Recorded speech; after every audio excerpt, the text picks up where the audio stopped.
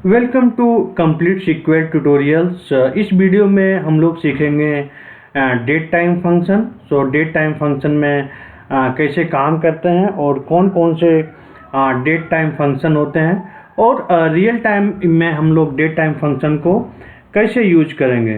तो चलिए स्टार्ट करते हैं सीक्वल सर्वर मैनेजमेंट स्टूडियो। तो हम लोग देखते हैं कि डेट टाइम फंक्शन में क्या क्या डेट टाइम फंक्शन होता है और डेट टाइम फंक्शन को रियल टाइम में यूज कैसे करते हैं। तो बेसिकली डेट टाइम फंक्शन होता है जब भी हम लोग डेट टाइम कॉलम पे हम लोग का रिक्वायरमेंट होता है, अपने रिक्वायरमेंट के अकॉर्डिंग कोई भी डेटा को या कोई भी रिक्वायरमेंट को अचीव करने के लिए डेट टाइम फंक्शन का यूज करते हैं। तो सबसे पहला होता है वो गेट डेट होता है। तो गेट डेट फंक्शन का बेसिकली यूज होता है करंट सिस्टम का करंट डेट एंड टाइम को आउटपुट में प्रिंट करवाने के लिए। तब जब आप यहाँ पे सेलेक्ट गेट डेट करेंगे और आप यहाँ पे एग्जीक्यूट करेंगे तो आप यहाँ पे देख सकते हैं कि ये टाइम दिखा रहा है 14 जनवरी 2022 एंड ये आपको टाइमिंग दिखा रहा है 14, 41, 52। तो ये बेसिकली टाइमिंग है, मीन्स 14, 41 मिनट 52 सेकेंड एंड 510 क्या है, मिली सेकेंड। आप फिर से इसको एग्जीक्यूट करेंगे तो ये आप यहाँ पे देख रहे हैं टाइमिंग चेंज हो रहा है। तो यहाँ पे आप अभी 1442 हो गया एंड 14 सेकेंड हो गया। तो बेसिकली सिस्टम का करंट डेट एंड टाइम को प्रिंट करने के लिए हम इसको गेट डेट का यूज करते हैं। तो नेक्स्ट में होता है कि रियल टाइम में हम लोग किस सिनेरियो में गेट डेट फंक्शन का यूज करेंगे। तो रियल टाइम में जब भी कोई भी डेटा को हम लोग अपडेट करते हैं टेबल में, तो उस कॉलम पे एक अपडेटेड डेट होता है या क्रिएटेड डेट होता है। तो जब भी कोई भी डेटा उसमें इंसर्ट हुआ तो उसमें अपडेटेड डेट या क्रिएटेड डेट वहाँ पे इंसर्ट होता है। तो जब वो डेटा अपडेट हुआ उस टाइम को इंसर्ट करने के लिए हम लोग गेट डेट का यूज करते हैं। एक सेकेंड यूज केसेस है, जैसे कि आप रिपोर्ट जनरेट करते हैं तो लास्ट कॉलम में हमेशा इन रियल टाइम में क्या करते हैं कि एक एडिशनल कॉलम लिखते हैं जिसमें हम लोग देखते हैं कि रिपोर्ट वो जनरेट कब हुआ। बेसिकली बैकएंड से रिपोर्ट जनरेट होता है, तो रिपोर्ट जनरेटेड डेट को प्रिंट करने के लिए हम लोग गेट डेट का यूज करते हैं।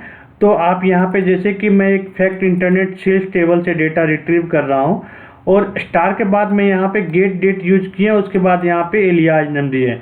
आप यदि एलियाज नेम नहीं देते हैं तो simply no name column name आ जाएगा। तो ये कोड को आप रन करेंगे तो आपको यहाँ पे आउटपुट जो भी आएगा उसके लास्ट में एक कॉलम जो एडिशनल कॉलम क्रिएट हुआ जिसको रिपोर्ट जनरेटेड डेट बोलते हैं। तो ये रिपोर्ट कब जनरेट हुआ तो आप यहाँ देख सकते हैं आज का टाइम 14/1/2022 और ये 2:43 पे ये रिपोर्ट जनरेट हुआ है। तो ऐसे हम लोग रियल टाइम में गेट डेट का यूज करते हैं। उसके बाद आता है date add function. Okay, date add function का बेसिकली यूज होता है, जैसे नाम से ही पता चल रहा है कि कोई भी डेट में कोई भी डेट को कोई भी नंबर को ऐड करना है। जैसे कि सपोज आप आज एक कोई एम्प्लॉय ऑर्गेनाइजेशन से रिजाइन किया और ऑर्गेनाइजेशन का 90 डेज क्या नोटिस पीरियड है, तो आज के 90 डेज ऐड करेंगे तो क्या डेट होगा। तो इस टाइप का रिक्वायरमेंट को फाइंड आउट करने के लिए डेट ऐड यूज करते हैं। तो सिंपली क्या करना है, date add day 90 get date. Okay, तो यहाँ पे एग्जीक्यूट करेंगे तो आपको ये बेसिकली आपको आउटपुट में देगा कि ये 90 डेज कब होगा, 14/4/2022 जो होगा वो आपके बाद 90 डेज होगा।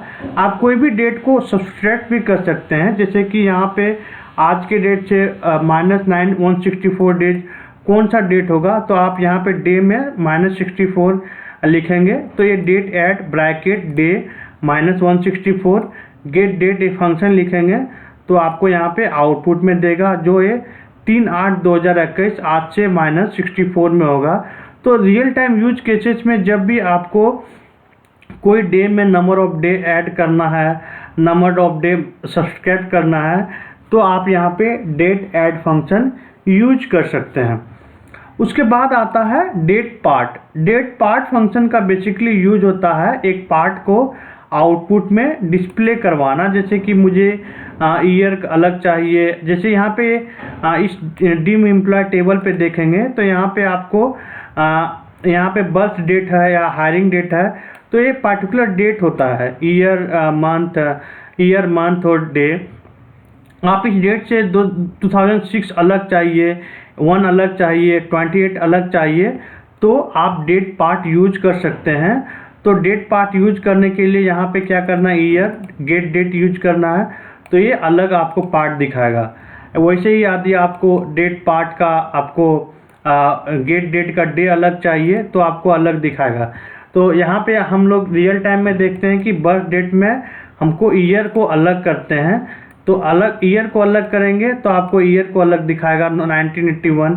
तो ये काफ़ी इजी हो जाता है कि आपको कौन सा मंथ में कोई ज्वाइन किया है, कौन सा ईयर में ज्वाइन किया है, कौन सा डे में ज्वाइन किया है। तो आपको इस टाइप का क्वेश्चन आता है तो आप इजीली डेट पार्ट से फंक्शन यूज कर सकते हैं। जैसे कि फॉर एग्जांपल यहाँ पे एक क्वेश्चन है कि find the employ information which is birth year is 1974। तो बेसिकली 1974 में जो भी जिस एम्प्लॉय का जन्म हुआ है उसका इंफॉर्मेशन को फिल्टर करना है। तो इस टाइप का scenario real time use cases के लिए हम लोग बर्थ डेट में डेट पार्ट यूज करेंगे और 1974 यहाँ पे हार्ड कोड कर सकते हैं। तो बेसिकली यहाँ पे आपको सारे एम्प्लॉय का इंफॉर्मेशन दे रहा है जो 1974 में ज्वाइन किया है। वैसे ही आपको यदि मंथ का पूछता है तो आप बर्थ ईयर का बर्थ मंथ में आपको फिगर आउट करना है कि 12th मंथ में कौन कौन ज्वाइन किया है। तो बर्थ डेट की यहाँ पे बर्थ ईयर की जगह बर्थ मंथ कीजिए और आपको सिंपली क्या करना है, यही फंक्शन को कॉपी कीजिए और यहाँ पे आप वेयर क्लॉज में यूज करके आप यहाँ पे वेयर क्लॉज में यूज करके, मैं इसको नया लाइन में क्रिएट कर देता हूँ।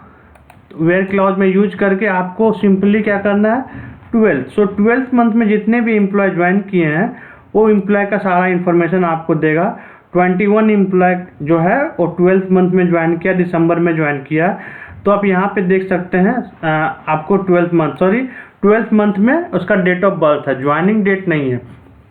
आपको ज्वाइनिंग डेट चाहिए तो आपको हायर डेट यहाँ पे यूज कर सकते हैं। जैसे कि यहाँ पे मैं एग्जांपल में देख रहा हूँ कि यहाँ पे बेसिकली एम्प्लॉय का इंफॉर्मेशन फाइंड आउट करना है जो 2007 में ज्वाइन किया है। तो सपोज आपके पास क्वेश्चन आता है कि can you find the how many employ join 2007 और how many employ who join in 2005। तो इस टाइप का क्वेश्चन आता है तो आप यहाँ पे डेट पार्ट फंक्शन यूज कर सकते हैं और ईयर का में हायरिंग डेट 2007 लिखेंगे तो आपको रिजल्ट सेट में आउटपुट में देगा कि how many employ join in 2007। तो ऐसे आप कोई भी रिक्वायरमेंट आता है इस टाइप का जिसमें आपको डिफरेंट ईयर में, मंथ में या डे में का रिक्वायरमेंट है फिगर फिल्टर करने के लिए, तो आप डेट पार्ट यूज कर सकते हैं। उसके बाद होता है date difference. Date difference in the sense same होता है कि यदि आपका कोई भी दो डेट का डिफरेंस फिगर आउट करना है, दो डेट का डिफरेंस फाइंड आउट करना है तो डेट डिफरेंस फंक्शन यूज करेंगे।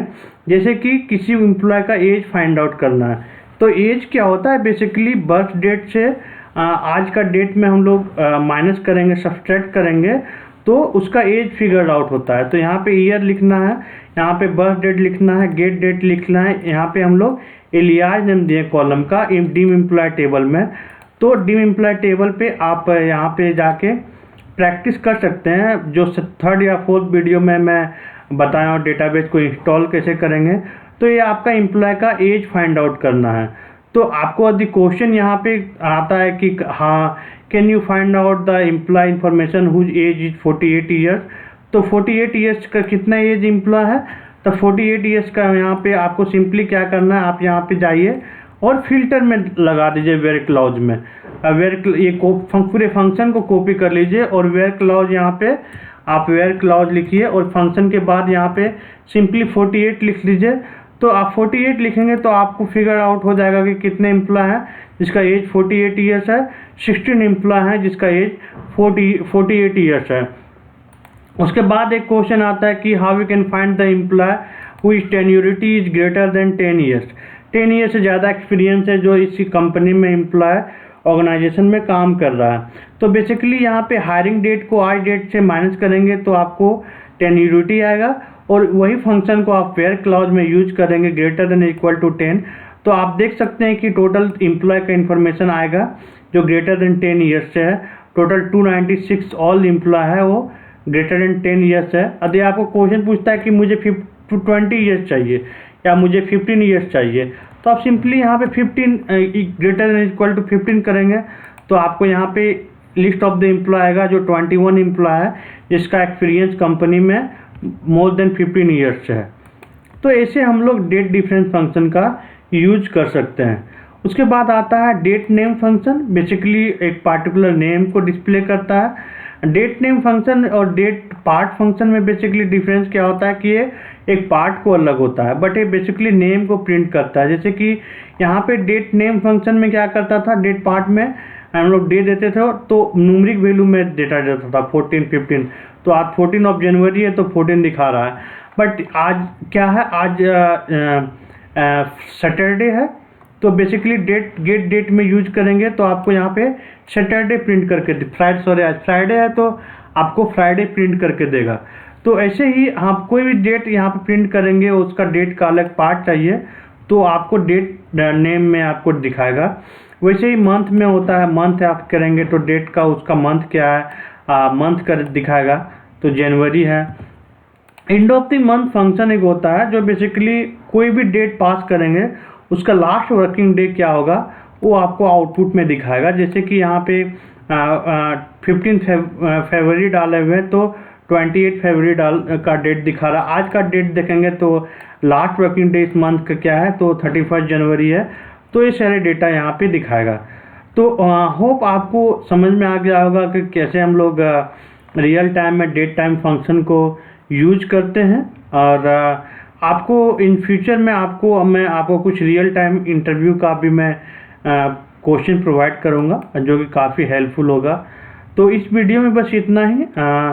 आगे वीडियो पाने के लिए आप पूरी वीडियो को शुरू से अंत तक जरूर देखें।